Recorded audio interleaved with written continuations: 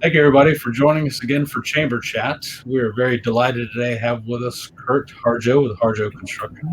Kurt, thanks for joining us. Thanks, Jason, for having me. It's good to be here.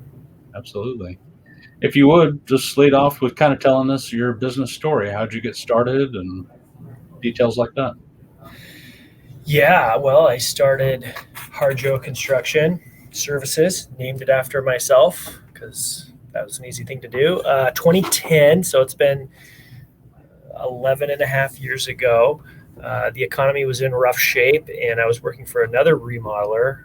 I'd been there about 3 years, and I said, "Hey, times are hard. How about we lay me off?" And he said, "Boy, why, thank you."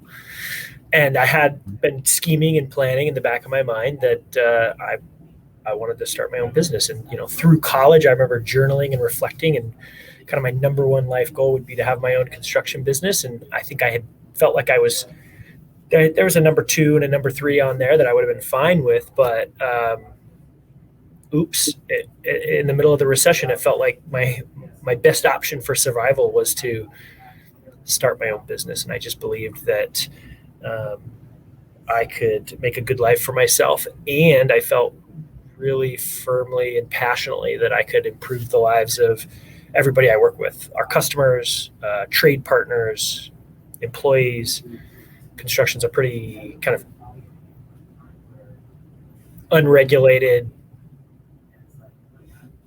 kind of wild frontier at times, and I knew I wanted to make a good business that was good to people. It takes a lot of guts, especially in that economy. That's pretty impressive. Yeah, I guess full disclosure, I had the help of unemployment. I actually got a letter from the unemployment department that said, "You're a good candidate to start your own business, and we'd like to help you." So, rich Uncle Sam helped me get started, and I actually called the unemployment office a couple of years ago to say thanks for that help. And that's awesome. Thanks for sharing that. Yeah. So, you've been in this industry for a few years now. Apparently, you're still doing well, still loving it. What do you like about the industry you're in? There's never a dull moment. It's a roller coaster. I think, yeah, every project is its own unique and complex set of goals and challenges and unique opinions, attitudes, beliefs of our clients, and then all the various trade partners we work with, whether it's architects, designers, plumbers, electricians. Every project is like, a crash course on getting a sports team together to win that game. And there's not a ton of time to practice for that new project, that new thing. But it's always exciting, and I end up, I've been mentored by some other remodelers in Seattle, and I've had the opportunity to mentor employees who've left my company and started construction businesses. And for the most part, it's a community of people who like to help each other succeed. It's just, there's so many mistakes to be made. There's no, it's not like in many professions, you pass the bar exam, or you get your doctor's license or your nurse's license. There probably should be something like that for remodeling, but there isn't. And so there's a lot of learning on the fly, and a lot of good organizations and peers in the industry that have made it a lot easier than if you go it alone. That's encouraging to hear that type of fraternity in the industry. And I just want to add really quick to that. I think one thing I love about it is that it's an industry where somebody with very little education can build a very valuable skill set, whether it's carpentry or that's, in our internal employees are primarily carpenters in the field.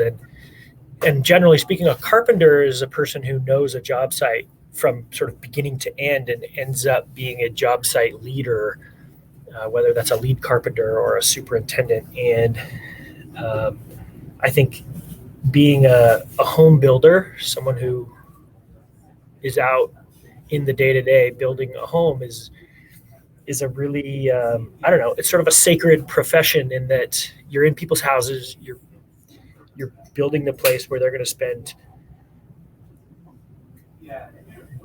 decades, and they hand you their keys and they let you in their house every day, and it's just so special, and it pays well, if you stick with it and elevate yourself. And do a good job, obviously. Exactly. Well, if you're okay with it, I'd love to transition to a little bit more about Kurt. What are some passions of life? What are some hobbies that you enjoy? What makes you tick?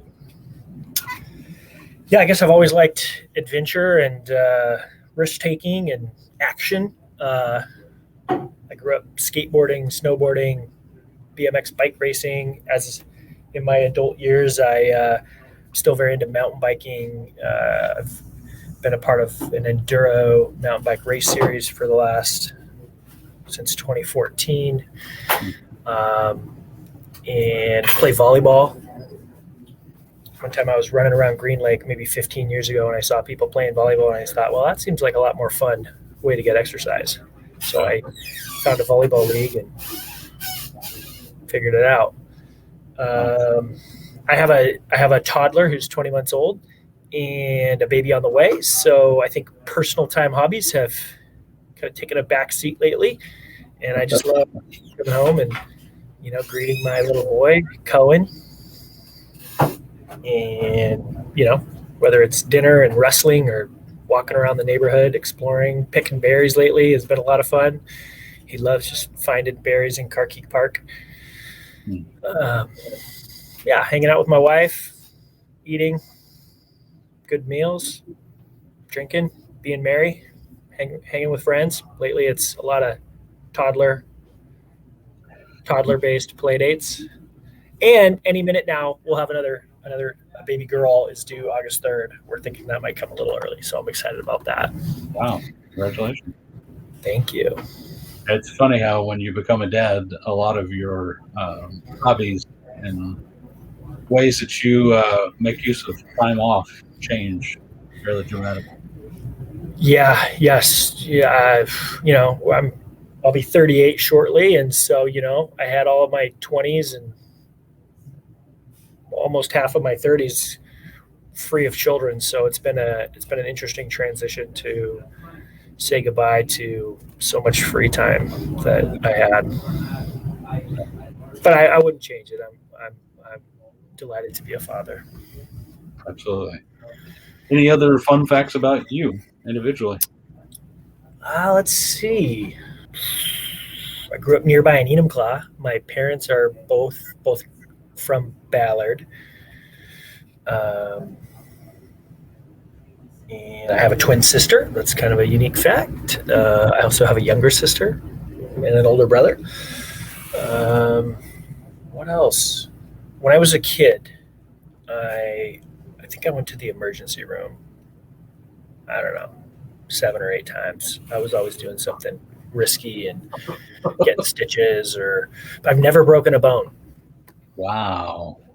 So that adventuresome lifestyle goes way back.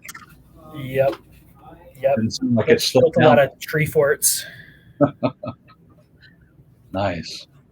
So be it business, be it family, personal life, what are some ways that you're hopeful about the future, Kurt? Well, kids is one. Just continuing to build a relationship with my son as he, grows up. Still probably not even at a point where he can develop memories yet, but I know he's building some sort of internal memories and maps about how the world works, and so I'm excited to, help him build a well-adjusted life is the goal. And in partnership with my wife, bringing this new baby into the world and just being a loving, present father and husband.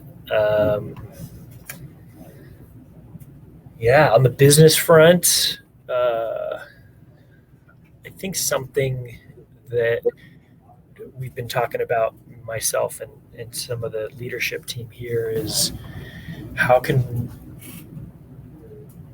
how do we make sure we do things right the first time? Sounds really simple. Of course, that's something a construction business or any business needs to talk about at times, but it just kind of came to the forefront of a conversation lately. And we have a lot of good systems and processes, and we get a lot of things right most of the time. But there's those little things that come up, and I think one of the things we realize is we want to build really positive relationships with our trade partners. Whether it's a plumber or an electrician who spends 3/4 of the day crawling in an attic or a crawl space. This is dirty, hard work for all of us involved. And I think from our clients to us to all the people involved, it's so easy to kind of pick out something that didn't go right, when really 95% of the things went well. And yet we can get hung up on some negative little things, which doesn't create a super positive environment. And so I think we're just talking about, I don't think we have a negative culture per se, but I think I really want to make it a really delightful, magnetic organization that's fun to be around for the clients, for everybody. That sounds great.